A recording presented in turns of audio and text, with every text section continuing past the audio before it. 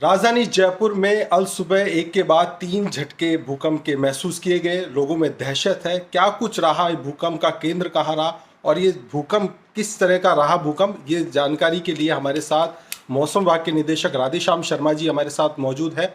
राधेश्याम जी, ये जिस तरह का भूकंप आया है इसके बारे में जानकारी हम चाहेंगे। क्या किस तरह का भूकंप था, ये तीन झटके महसूस किए गए?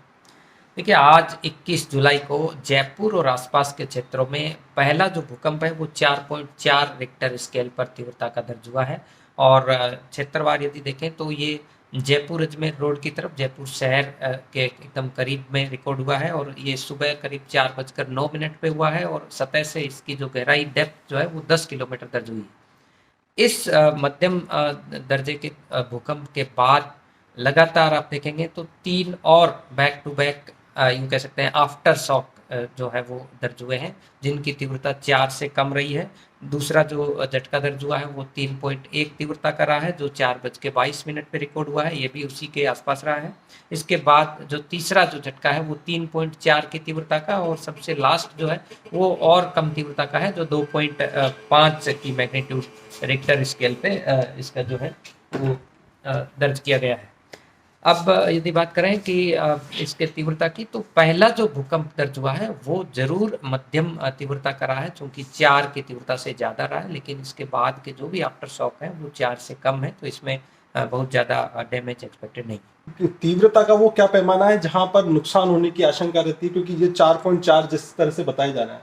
देखिए, 4 से नीचे के जो भी भूकंप होते हैं उनको जो प्रभाव है वो काफ़ी कम होता है, माइनर डैमेज एक्सपेक्टेड होता है, सिग्निफिकेंट नहीं होता। लेकिन 4 से ऊपर जैसे जैसे जाता है तो सेंटर के आसपास में कुछ उसका असर देखने को मिल सकता है। जो सतह है या धरती का जो सरफेस है उसमें भी कहीं कहीं कुछ हल्के क्रैक्स या कुछ सिग्नेचर्स दिखने हैं और उस सेंटर के आसपास में कुछ हल्के जो कमज़ोर जो मकान है उनमें भी कुछ असर देखने को मिल सकता है। लेकिन जैसे जैसे 5 की तीव्रता से क्रॉस करता है तो इसका असर जो है वो थोड़ा और बढ़ता है, व्यापक स्तर पे उसका नुकसान दर्ज हो सकता है। राधेश्याम जी, एक चीज और दर्शकों के लिए हम पूछना चाहेंगे कि आखिर ये भूकंप आते क्यों हैं, कैसे, क्या ये इनका रहता है? जनरली यदि बात करें तो ये सीस्मिक एक्टिविटी है, जो भूगर्भ के अंदर बहुत सारे फिजिकल प्रोसेसेस चलते रहते हैं और जब फिजिकल प्रोसेस से जो एनर्जी अर्थ के पर्टिकुलर एक हिस्से में जब अकुमुलेट हो जाती है और एक लेवल और सर्टेन लेवल से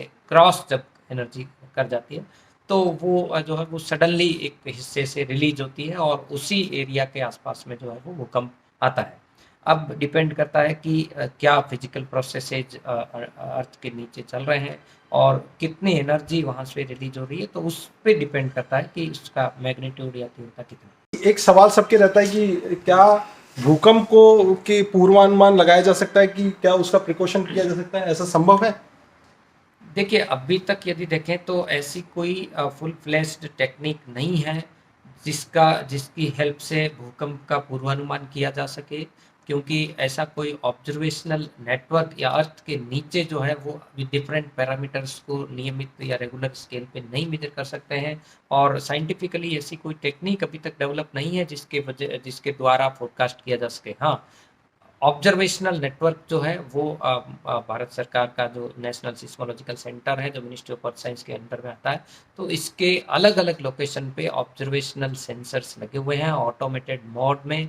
ये जैसे ही भूकंप आता है तो 10 से 15 मिनट के अंदर ऑटोमेटेड प्रोसेस करके ये पिन पॉइंट लोकेशन बता सकता है कि कितनी मैग्नीट्यूड रहा है, किस समय हुआ है, कौन सा एग्जैक्ट लोकेशन है, ताकि जो एरिया अफेक्टेड है उसको तुरंत जो है वो आइडेंटिफाई कर सकें और उस क्षेत्र के बारे में रिसर्च जो है वो भी जो की जा सके। जी, बहुत बहुत धन्यवाद राधेश्याम जी, हमारे से पत्रिका टीवी से बातचीत के लिए।